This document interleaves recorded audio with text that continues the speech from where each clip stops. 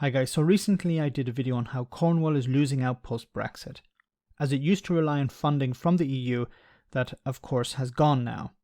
Then there was Wales, another part of the UK which contains many deprived areas which desperately need cash to provide services for communities and job schemes for young people. Well, it seems Scotland is the latest place to be shortchanged following the UK leaving the EU.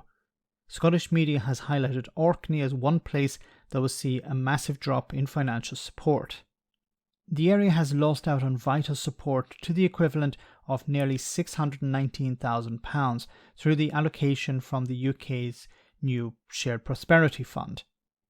Emma Roddick of the SNP hit out at Boris Johnson's government over this by saying, "Not only did the people of Orkney not vote for Tory Brexit, we are paying a very high price for this disastrous Tory obsession." The Shared Prosperity Fund was promoted by Boris Johnson's government as a replacement for funding that came originally from the EU. In Orkney, it was used to construct infrastructure on the islands, which included piers for the fishing industry and tourism.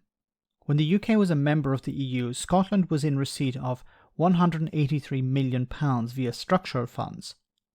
These funds are provided to most EU member states for the construction of infrastructure, for example.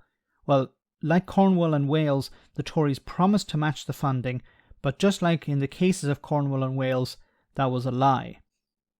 Instead of getting £183 million, Scotland will receive £32 million.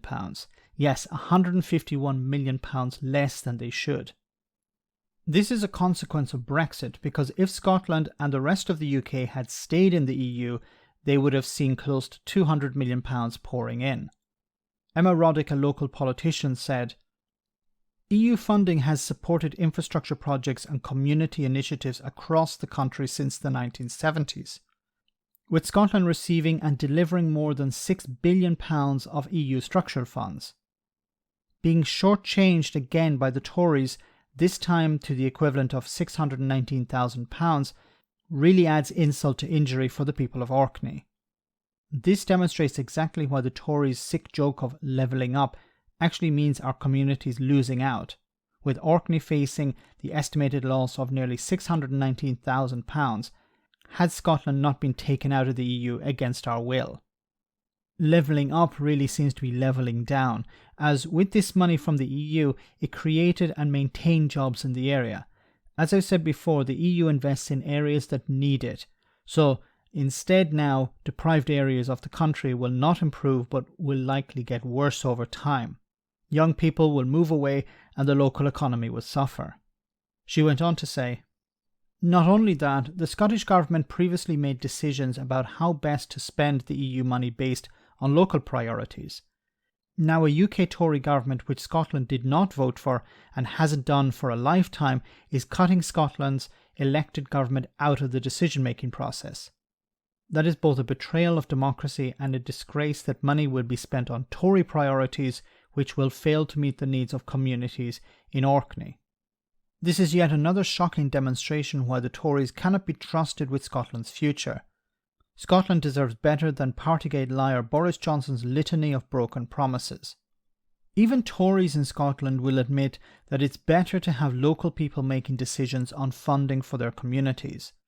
While EU funding normally involves the input from local stakeholders, this will not be the case with the Shared Prosperity Fund. Scottish ministers will have no role to play in deciding how funding is allocated and which projects deliver the maximum benefits. The Scottish Government's business secretary said that this undermines devolution and it fails to recognise the role and authority of the administration in Holyrood. The Tories have promised that the Shared Prosperity Fund will see Scotland allocated £32 million in 2022-2023, £55 million in 2023-2024 and £125 million in 2024-2025.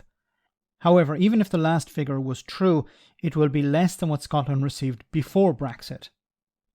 Now, this could be a rallying cry for many deprived areas in Scotland which are set to lose out because of Brexit. It must also be remembered that if the Scots did manage to rejoin the EU, these structural funds would return, and Scottish people would have control over how they are spent. Even if you disagree with the SNP, Scotland having access to this type of money is a strong argument not just for independence, but also EU membership. Let me know in the comment section, guys, what you think about all of this. As always, your comments are greatly appreciated. Thanks a lot.